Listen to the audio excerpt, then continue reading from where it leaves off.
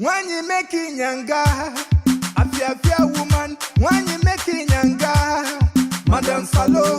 When you making younger, a woman. When you making younger, Sergeant good friend, DPO friend, Commissioner good friend, IT good friend, Governor good friend, Senator good friend, Gority President, old school Salo, old school fashion.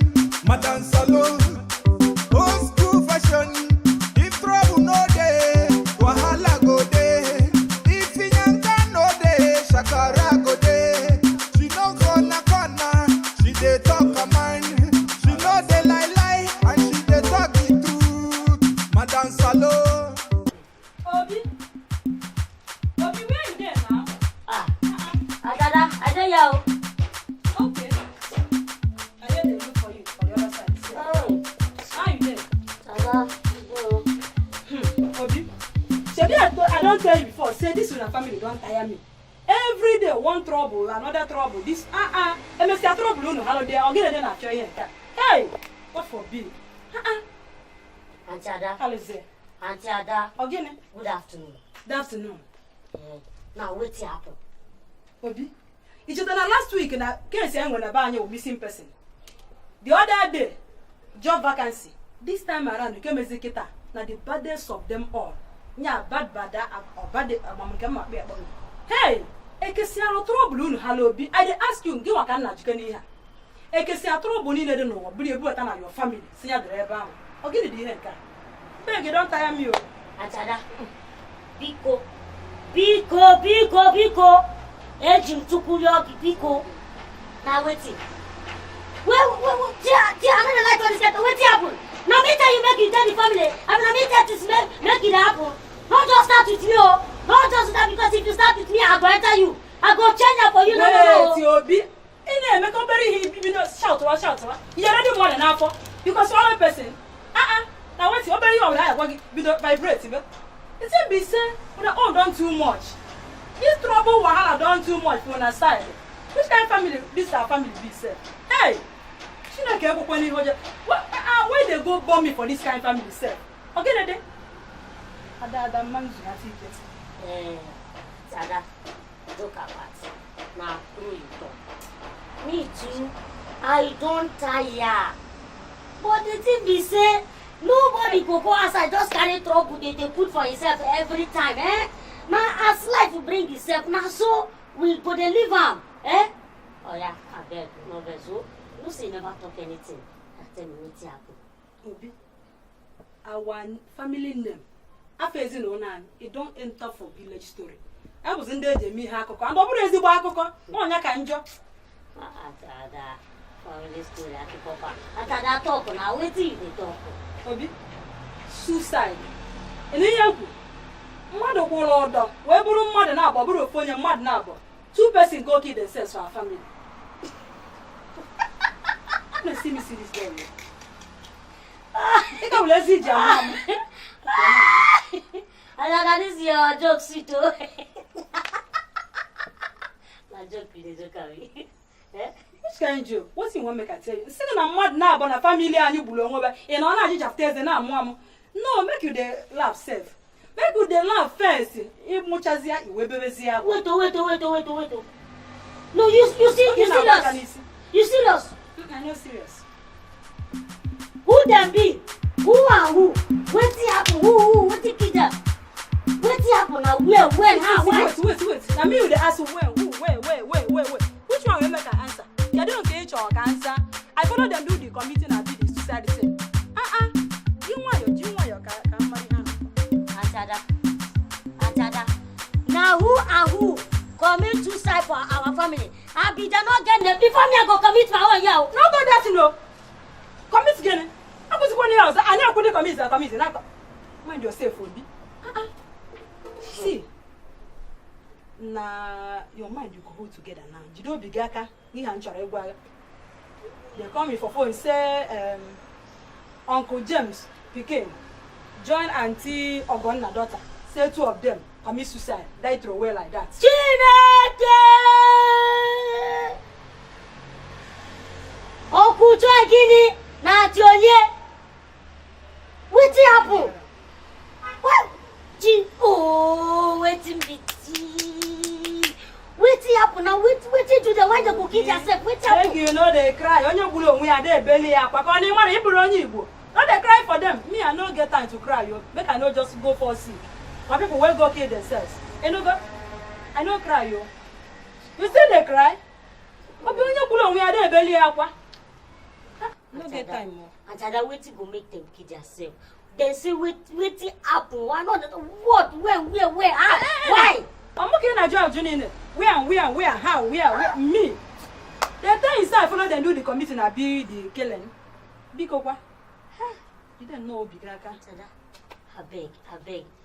Just answer anyone where you feel answer. Because I don't know why person will just day by himself with himself to himself. Just kill himself for himself. Obi, they talk say our Uncle James' son said that one go drink 2 bottles of sniper. Ogu ochicha na ahoho. Kamari je gbanye ebo nwo because of what? Say no pass jam. Say don't do the exam 3 times. They no give him admission. Now the boy go kill himself for. Until gone na daughter own be say one village rascals like that go rape her. The boy no fit carry the shame now. Now she go drink sniper too. Almost 2 of them die throw away like that. Sniper ogu ochicha na oke na ngwere na ihe niile ka mara na ngozi na anwu. Maybe the one become ochicha na. Isim bebere ha akwa. I no cry you. Sniper. Sniper, why? Sniper, why? Why, Sniper, why? How many will there for our family? Why Sniper go kill 2 people? Come out from our family. But they say make you know they cry for people who kill themselves. Why they cry for them? Can't draw for me, baby. Wait. Why person go kill himself just because say you not pass ordinary jam? To go school na by force. Oh, how could you help Julo? Because you get some people who not go school. They still make them for life. Mama, we don't know what admission this year. Next year still there now. Oh, go na go. But now that's one you they talk. Kedu maka onye ji maka na rape li we je gbu onwe ya. Is she the first person where that kind of thing they happen to for this world? See, for my eyes Obi, na anya nke ma, you no get anything where go happen to person where go make am to kill himself. Onye anwa kele onwe oro chukwu kele. Chai. Beg. I don't be me to kill myself. This is my life. No. Forbid. Atada. Na true you talk. Because even Bible talk and say nobody gets the right to kill himself. Because nobody they fit give life. Now only God. Only God. Because not only God they give life. Now they take him. I don't know mad in your way well not chuku. Get something what they think. You sure say no be this bad belly people will feel village. No be them go push them make them go do this bad thing. Because in that Joma de Rikazi, what do you think? Sadam, what do you talk of it to be true? What do you talk of it to be true? Because the kind thing where they happen for life now, the kind thing where they happen for life now, only God will save us. God save us. God. Okay, check the look. That's mechanic that the iron barman. That's our papa mechanic. That time now when we they grow, that one well tall hood like that's where they call repair motor for our papa now. That Ademan. That man who they call our God. Listen at this sniper in go drink last year die. Not true.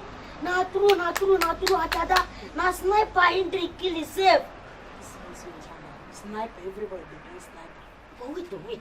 You can't wait to see they bother me. Waiting person go they go through for this life. When the people say, hey, don't look, no other option, say the best solution now to take in hand, kill himself. Hello! Abolition! I'm one as you know that one you they talk. I even hear say you get one lecturer like that. Where follow for this suicide story where we they talk. One lecturer for one university kill himself. Lecturer apa? Hey! Jam person, he kill himself. Person where they rape, he go commit suicide. Lecturer, follow, go commit suicide again. Hey! I don't understand. confused now. No confused, Obi. I'm confused when you check out because now your brain go do this work. As you see me, so me where the auntie that isi my ask kata go isi mo na bazi gara gara. So make you just arrange your head very well, arrange your brain because this work now you go do amo. No scatter anything, no confuse anything. You don't hear me? So the each and I make it. I don't know what I want to with you. Their dead body, they don't bury them. Bury on ya? Come on, look at me. Mazimala look at you. I don't know you blow in a day. They talk that thing again. No. Person will kill himself. A day you know, Polia. I just boop one the way then they bury the chicken. I'll come around. I took 1 year bound. Or whether would you see whether we would jack and would job. I'm letting you inside any coffee, no. And like that, they go bury and they no go cry for them. They no go mourn them. They no go wear morning clothes for them. They no go do funeral for them. Come on now, look on and even all over the world itself, na bad thing. And Jada, it be like say now for this thing now give fella that inspiration when they see double wahala for the body. Because even you will kill yourself, peace not there for you even after you die. Yeah. Look at the Onya you don't know what I Not true. That's my friend for Data. We kill himself that time. Yes. Yes. The way they take bury that guy, they just use that rope way take kill himself. Okay, you know what hey! They just use the rope, drag. They use a even stick, they knock up for they drag and carry and go even forest. This one said, they're not even bother to dig ground, they just hang and there bed, they chop animal, anything they have. My rain, no, my son, everything. Double wahala for the body. Obi one them I can't join no village. Open and cap on na village na phone ugam. Cap on na phone ugam. I never go village. So I just say make I waka come meet you. I am only if I can get that was na family line now. So can you na here make it okay can't go there beg no bro kwa kan bia. Can you here make it na you have go make eziokwu obi. Hey ko. Mali kwa yi game o. Malikwa you game this one just pass me oh. I don't know what I want to do now. This one pass me. Obi, you can't bro no this one pass you can't matter. Kele mo wa bogori one day one how many years ago. I'm confused. Anything be say make we go tell Madam Salo now. When you was there my year, when you was there man over there. Can you go to Madam Salo? Can you know you are going? What do you think? I don't like this. Madam Salo will carry our family problem, go and tell everything. Madam Salo not be our family member now. Eh? No, but she be our friend now. Oh, we are not sharing our burden now. Eh? No. I don't like us to tell Madam Salo everything about our family, any problem. Okay, and I guy me Madam Salo, I call Madam Salo. I don't like him. Eh? Is it possible to say this Madam Salo they carry our family matter they go give them time? Is it possible to say Madam Salo family wahala even big pass our own family wahala? You know me. Because he gets some people where they hide their own, I don't want to think about so I call one. I cannot say Madam Salo no there like that. Madam Salo your mother was. Check on Madam since you mother you go your boss. Let's go and meet her. I won't penny other thing. I'm confused here. Make me go in house again. Eh? Make me go now. Let's go There we are going go before. This one now. Where you want to go? Everybody could pray them. Let's go. Make me go, Madam Salo. I'm going here. Madam Salo the old school fashion woman herself. Madam Salo go show for your television at 8:30 p.m. every Sunday. And they follow Madam Salo as she they talk all the matter as it they happen for our Obodo Naija.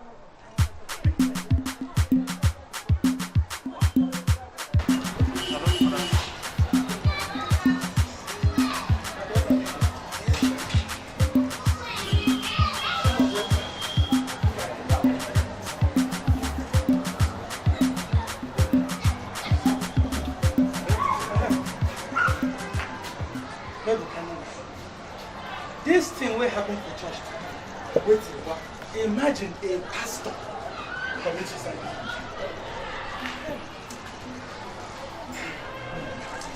Okay, Peter. See that thing will happen, eh? I no just wan put mouth for am. I no even wan remember that matter at all. As you see me so, I confuse. Me confuse pass you.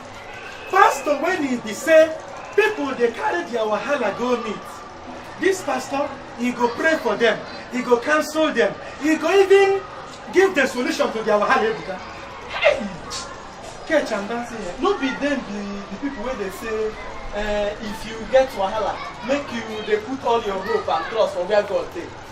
Now when you get wahala, why you no put in hope and trust for where God take? Ojegbo win. Ebuka, if I thought on this thing, I thought on no only God, where the phone ife, phone and Zuzo, no waiting this push man, this man, go to this thing. I thought on Oga Peter, no matter anything we push am, he no suppose commit suicide. Or put him as the trust and hope never God or against it. This thing will happen so that me and you go sabi say these pastors where they lead us to God, they preach for us, they give us everything wey they give us for church. Make we sabi say na human beings like us them be, and na food when we dey chop them they chop. Na as we dey drink, na in them they drink, and sometimes too they commit like us. Some of them, some no dey do wetin they preach. No jokes apart. Wetin go ever? I dey wonder am. Wetin go make full-fledged man of God when they talk to plenty people every day go commit suicide? The people back home see them.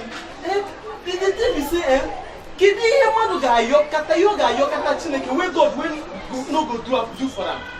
My brother, I even hear say one student for yonder. Hey, go market, go buy sleep and cage a lot of carry some drink, kukuma and join them. Hey, chief boy, and no also. And I be that one where write notes put. I've been another person. No, he write notes. I hear say now that pastor I drop that suicide note before he died. Hey, what the hell? Nah, this suicide matter don't plenty. My brother. Wetin he write for that note? Abi una no read am? I don't know. Me no even read them. But something I tell you be say this thing will happen so. Happen make we where the congregation, me and you, take sabi say these pastors, they need our fellowship.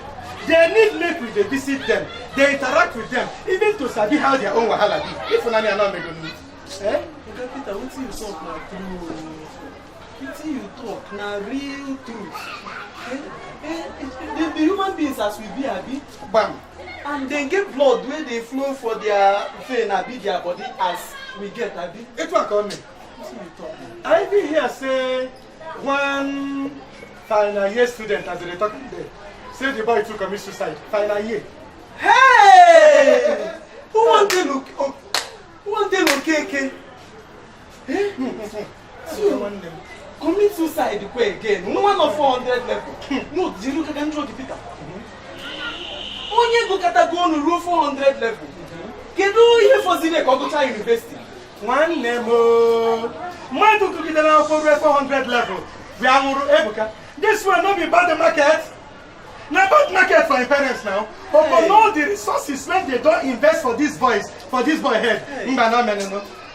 Take your call that. How we go take up this story? Hey. Sigudu no ka madu si kwa ka tiro ku ka kikiri nne na nna nwa ya emekita. My brother. Wetin the parents go come do? But Peter, wetin dey even cause all this year suicide wey they commit? They say na depression because of depression. Depression what? You don't want depression. Depression waiting. Look at them the one that you like to fund unnecessarily. In fact, these people never talk through waiting they give them. As now about their depression. Okay, get a kid using KM waiting next. I go come begin go because I was because make me and you, make we two, join body. Escort me go Madam Salo place. You know, say, since when I return, I never go see her. Can't be not a return. Oh, when is okay? In Natalia, no, what did he with them, Peter? Are you Munaga? Are you Munaga? Actually, Madam Salo the Salo, the old school fashion woman herself. Madam Salo go show for your television at 30 p.m. every Sunday. And they follow Madam Salo the Salo as she they talk all the matter as it they happen for our Bodo Naija. When you making younger, a woman. When you making younger, Madam Salo. When you making younger, a woman. When you making younger, Sergeant good friend, BPO friend, Commissioner good friend, IG good friend, Governor good friend. Hey, now this one they rain now. So to jump inside water, die for inside there, it don't rain finish. The committing of suiciding, of drinking, of snapping. Hey, wow, this world, committing Madam Salo the Salo. Salo the Salo, we agree to. Yeah. Salo the Salo. How are they? Why chala? And I go to one. We don't begin with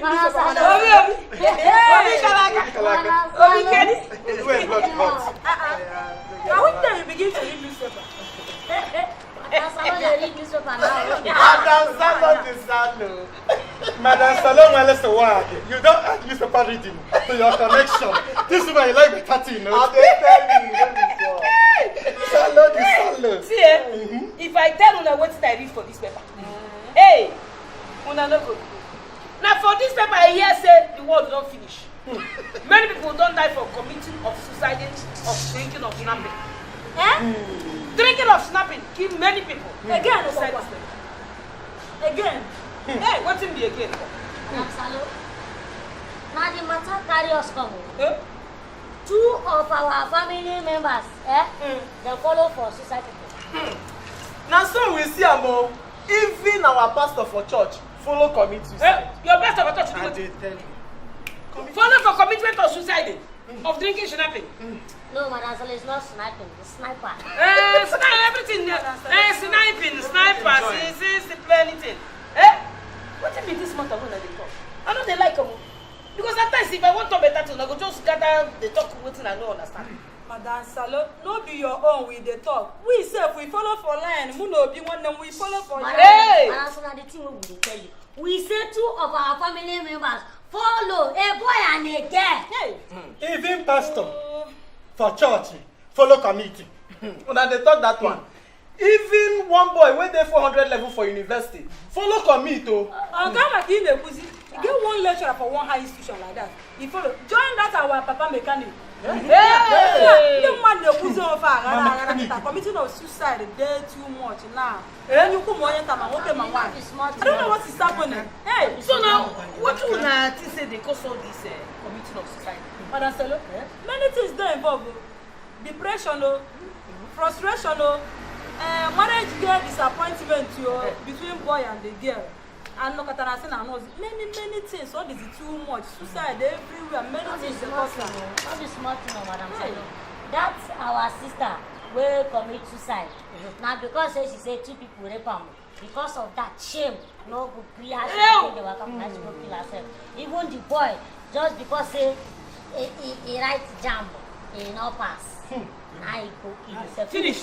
Aldi, nothing supposed happen for this world where enough make person take his own life. Imagine this precious life.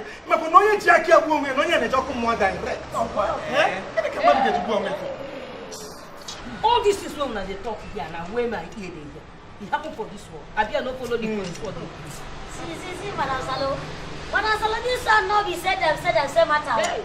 This thing where would they tell you? It not happen for months. It not even happen for years. This thing where would they tell you? It happen within 72 hours. 72 hours, Madam Salo. Hey! Chineken. People don't finish you. Hey! Obi. So make I ask you now, all of you now what on that say now because this committing of suiciding of drinking of snapping? Madam Salo, many things they involved.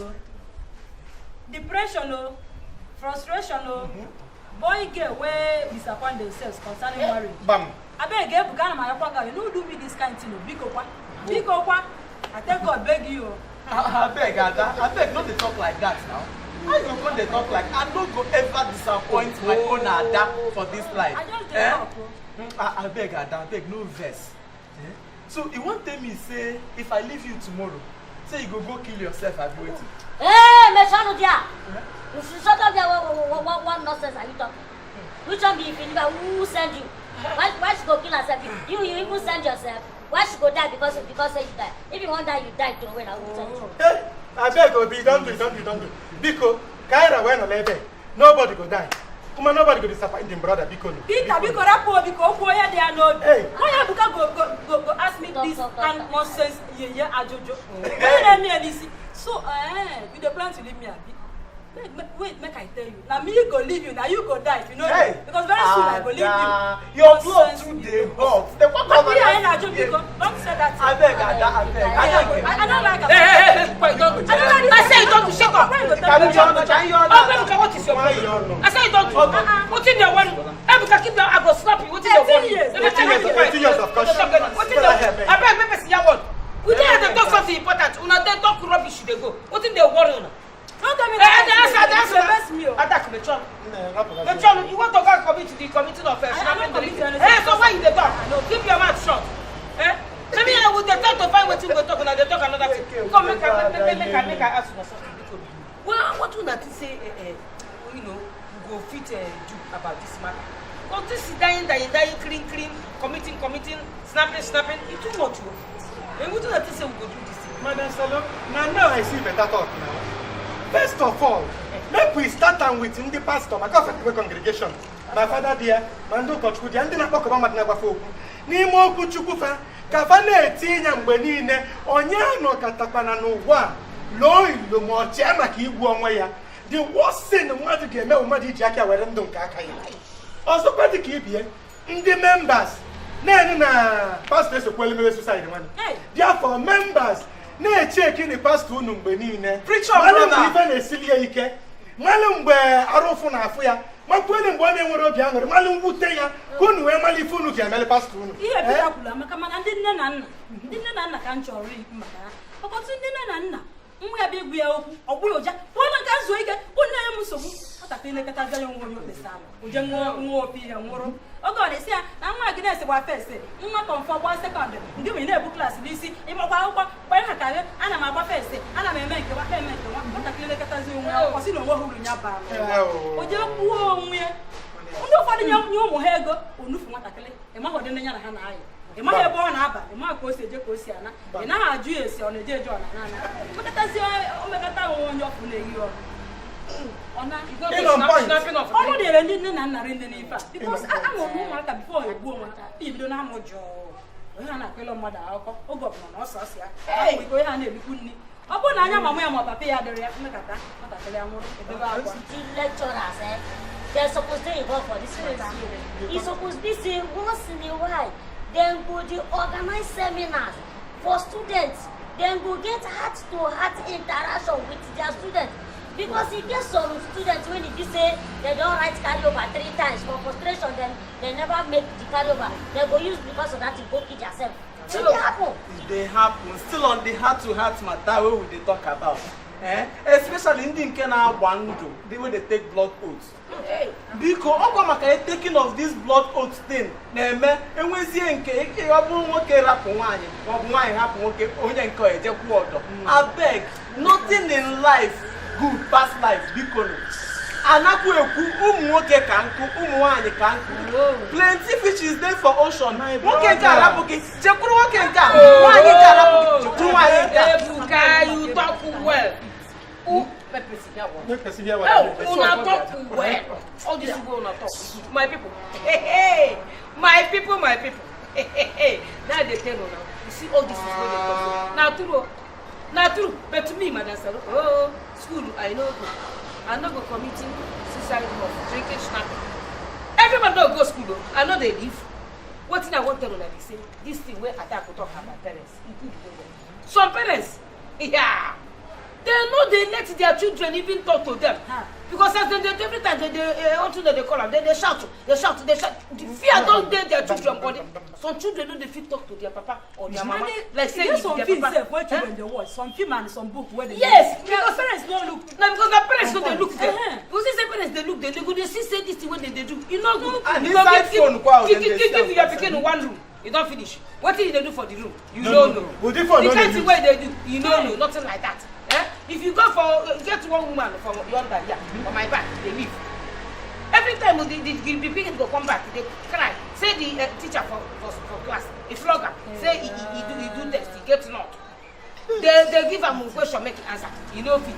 He go carry and say stand up. You go they talk to children when they for class. You go they laugh at them. Yeah. Now go tell and say teacher make you know they do that kind. Because that kind if he make the person, you go lose the confidence that he having himself, and the confidence in go. Snapping off drinking. So please, I think I did that. You get you get something why I want to. You get some lecturers. When we say if students come to the lecture making complaints, something, go shout them. Let you come out. You don't disturb me. They don't good. Then they pay you to take care of these children now. Listen to them. Especially all these ones where they from primary school and the secondary school. People, even university themselves. All of them, people know the discipline of sleeping, of drinking, and the committing, everything. You don't too much. This life the sweet. See me, my Masalo when no one die. I be this life not the sweet tonight. It is sweet. When you making yanga, a woman. When you making yanga, Madam Salo. When you making yanga, a woman. When you making yanga, Sergeant good friend, BPO friend, Commissioner good friend, IT good friend, Governor good friend, Senator good friend, Gorichi president, old school Salo, old school fashion, Madam Salo.